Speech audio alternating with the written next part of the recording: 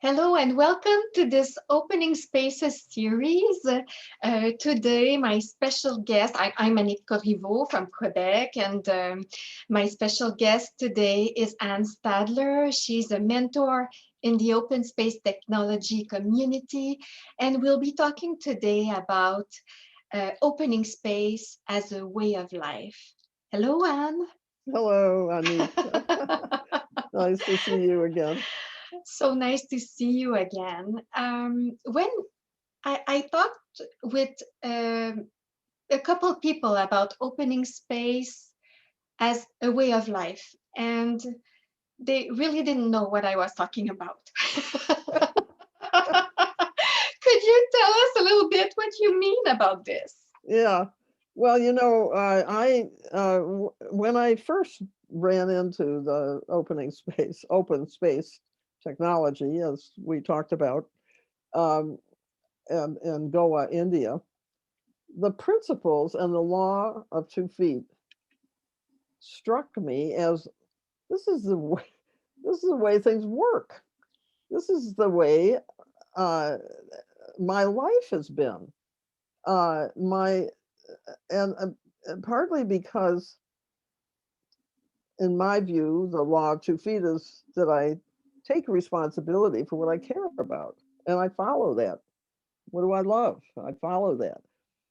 And if something comes to me and mm, it's not of any, I don't get a yes to it, then okay, well, that's for somebody else to do. Uh, so there's an inner sense that I had pretty much all through my life. Things had just happened because they connected somehow with this sense of what is it I'm here to love and to do? What is love calling me to do? And so that principle, the law, which animated the law of 2 feet for me, um, of the open space technology, I really heard as an instruction for my life that, yes, that explains how my life is. Okay, well, so what if I lived it? What if I actually, when opportunities came to make choices, made conscious choices and didn't do things that I was ho hum about or that I felt were something somebody else could do better than me or whatever. Um, and or even things that people regarded as valuable that I could do, but I didn't feel a sense of, ooh, this would, of being drawn toward it. Um, and it's been an interesting life because it really has affected and changed how I live. Not only how do I make choices of the opportunities that come to me, but it's also affected how I hear in a group of people, uh, whether everyone is being able to be let into the circle, or whether there's part of the circle that's ignored or being ignored. That's also opening space, living your life by opening space for the voice that has a hard time coming into the circle. Mm. So it isn't that just that it affects my choices and my behavior as a individual person, but it also affects my relationships, has affected my relationships with others in a very positive way. Very positive. In fact, I think it's been the foundation for me really appreciating the differences, really being fascinated by the differences that people in how people are and how they present themselves and what is inside their what is their true nature. Yeah, I think. Very often, it's the voice of our heart that is being ignored. So if we take the external circle, and we bring it back to our self. There is some very often that little voice that we don't listen to, and which could really enlighten the way. Mhm. Um, and what about the controllable stuff in open space? There is a lot of there are lots of unexpected things that happen, and everything that happens is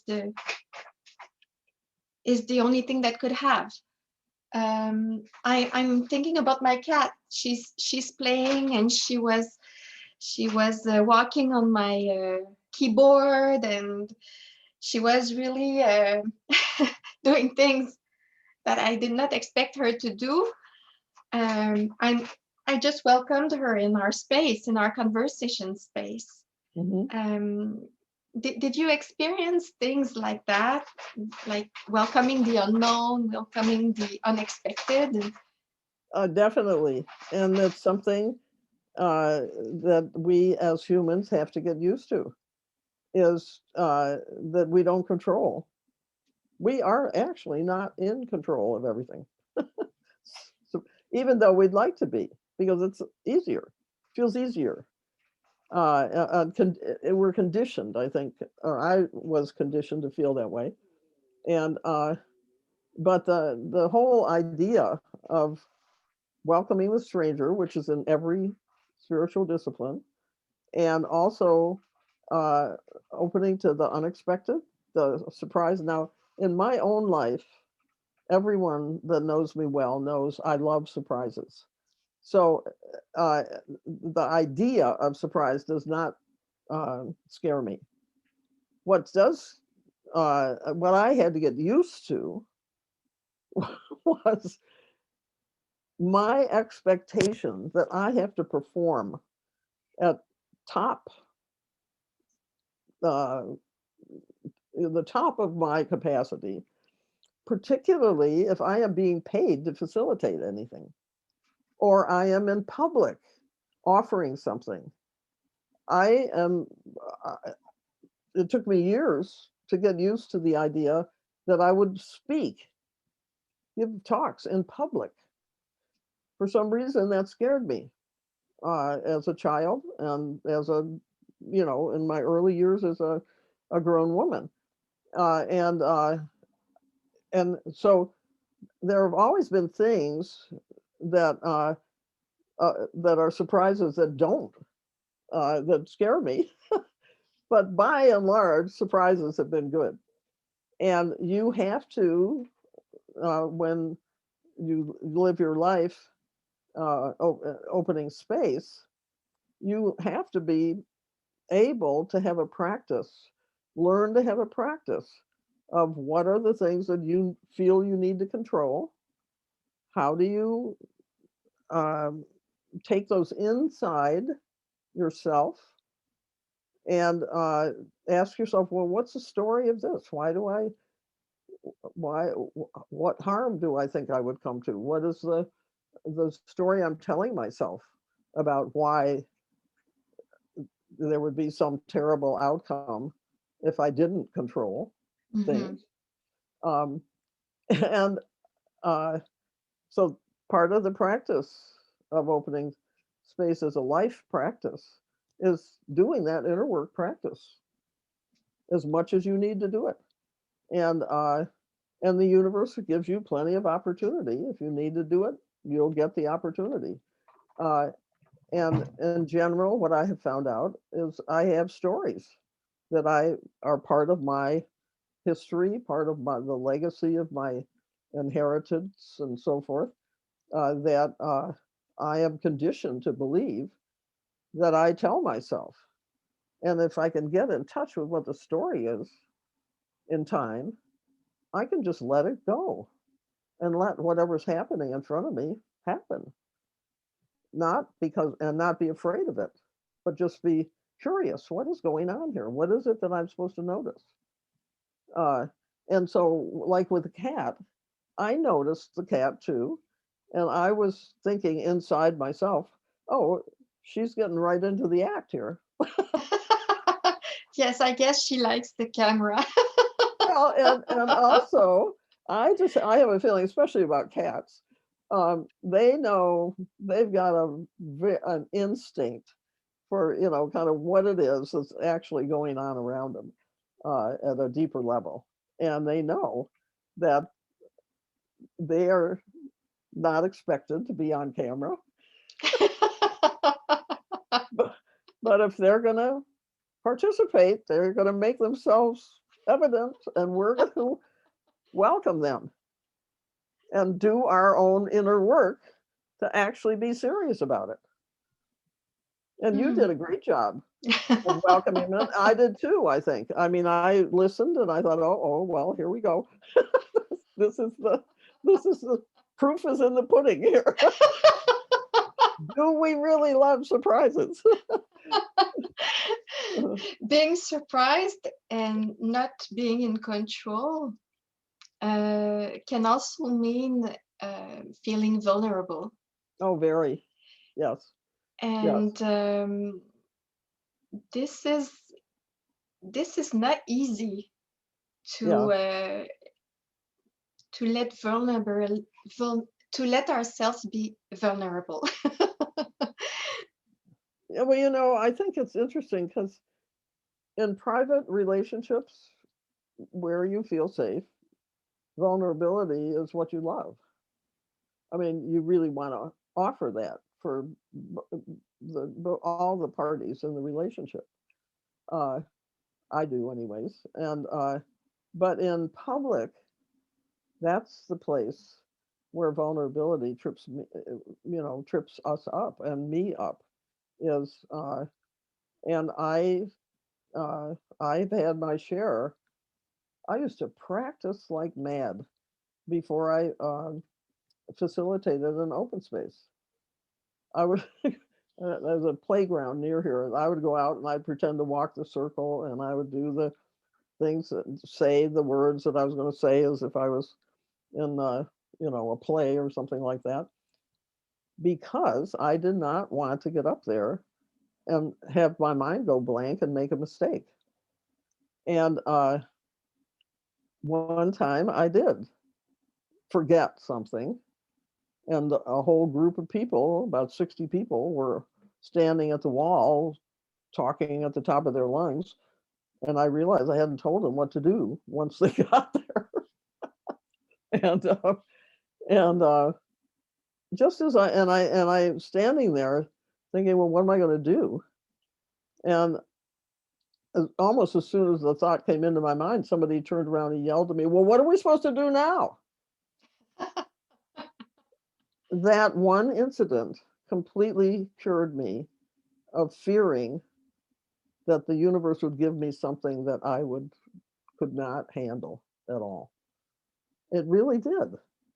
I mean, it was like such an answer to this need of, please, I want to do, I need help. um, and so there's some way in which stepping in this way with your heart, as you said, following your heart, following what has heart and meaning, and trusting that is natural. It calls upon the true nature of who you are, and the whatever we call it, spirit, the universe, uh, the principle of the divine, whatever we call that, that's there's an answer. You're stepping into a flow. I say it's a flow of love. That's been my experience. And I think I trusted that when I said to myself, this is opening space as a way of life. Mm. Yeah. I just trusted that. And my trust kept being borne out by my experience. And when I allow myself to be vulnerable, I get also more authentic. Hmm. And I feel that open space technology really um, assists us in being more authentic with each other. No, I completely agree with you. And also, even if you're not facilitating anything or using open space technology, if you're simply living according to these principles, um, you know there's a settled knowing that you belong, and and it doesn't matter if you're in India where you have never been before. This is my experience. Uh, I didn't question belonging. I belonged. I felt it. I felt it from the inside out. Uh, and uh, and I think that does.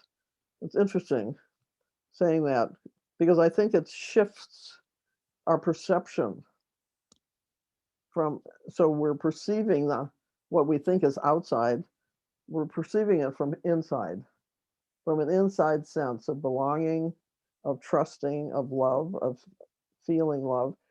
And it's hard to get there if you've had hardship in your life. I'm sure that must be true. But my sense is that the authenticity that you speak of, the sense of lightness and delight, if you will, it keeps you moving in that direction, even if your vulnerability or your need to prove something to some group or yourself, is also causing you to shrink back from opening to whatever the unknown is presenting to you. Mm. I like this image, shrink back or opening Mhm. to what life has to offer. And do you feel that the open space principles have also influenced your way to communicate in Oh your yeah, daily life? sure. They have, and also, have you ever noticed in yourself, your situation, people know them already. You only have to say, well, whoever comes are the right people, and you'll hear that repeated up and down the road line of people who've come together to try to get something done. I mean, they'll give you their version of that, or whenever it starts is the right time and a burst of laughter happens, uh, because people recognize uh, that they puttered around for 20 minutes and then finally the fuse lit and they were off and running on some creative, brilliant idea. Um, and I I've listened to people who have open space in organization often, or who have a culture that do that, and that's one of the things they report is that people start using the language of the principles because that is basically what we notice. Do we notice who's in the room and whether uh, we want them to be there or not. We notice whether we have what it takes to do a job, or whether we feel discomfort because we don't have $500 million to get something done. Uh, and we notice that somebody almost always, if something needs to get done,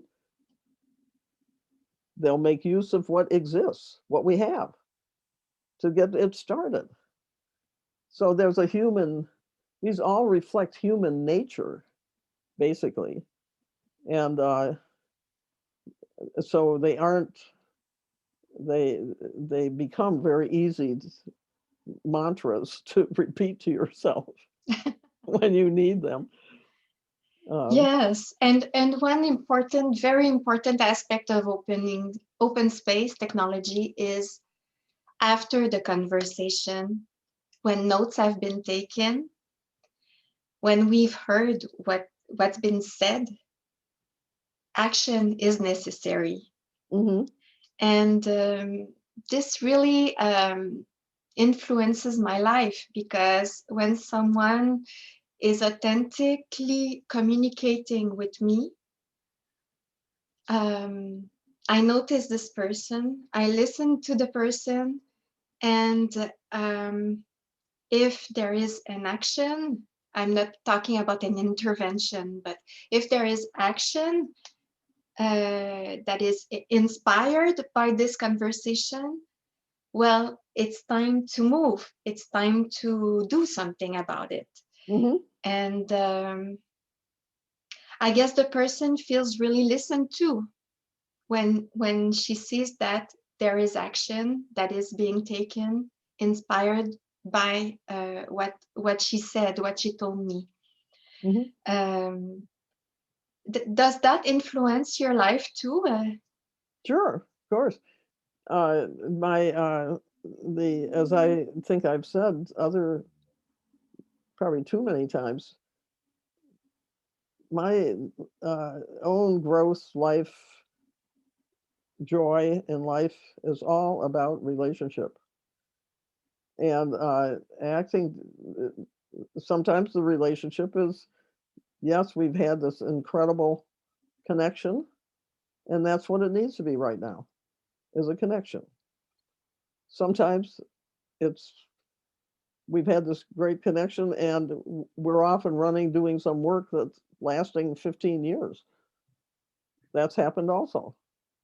Uh, the one of the things I think is so important about the opening space principles, when it's over, it's over. It's listening for that. Is the energy there? Is it still there? If it's not there, then acknowledge this has been a great ride. We've done what we needed to do, and it's over. Thank you very much. Uh, Let's and celebrate. let's celebrate. Exactly. And one of the great things that we did in spirited work was we acknowledged that. The stewards of spirited work, which emerged as a result of being shown that stewarding is really what how you run an organization. Uh, the acknowledge the energy has left. Another form, this form is over. Let's get together and reflect on what we've learned and celebrate. And we did. And that was so great because it wasn't we failed. It wasn't we walked away and didn't care. It was we actually did what human beings love to do, which is acknowledge something is ending and tell the stories of what we learned and what we loved and what we are taking with us, like you do when you're at a wake for somebody who's died, and let it compost and move on with eating cake and pie and having a wonderful celebration. Um, so these are all so human and so in us. They're already in us, so that you don't have to be, kind of trained that this is what you should do. It's if you want to do it, it's a joy to do that. Uh, yeah. So I feel like, okay, in a way, this is probably this conversation about how open space is a way of life. I think it's over, which is one reason this came up. Really is that that there are rhythms of life that you can that you step into when you are really coming from what truly has heart and meaning and love for you, and are taking that step into the unknown, which I say is opening space. for love to prevail in your action and in your relationship of what is drawn to either what you go toward or what is drawn toward you. And it's, to me, it's so natural that it keeps carrying you further and further into the practice of belonging in that way, belonging to life. Mhm. Thank you, Anne, for these amazing conversations. These conversations were really a gift. So my cat and I, we are celebrating today the end of these conversations, and I guess maybe they will inspire more people to live their life in open space. Thank you, my dear. As you know, this has been a wonderful surprise for me. And our conversation is not over. This public conversation may be, but ours is not. Yeah. Thank you, Anne. Okay. So, Mm. Bye bye. bye bye. Yes.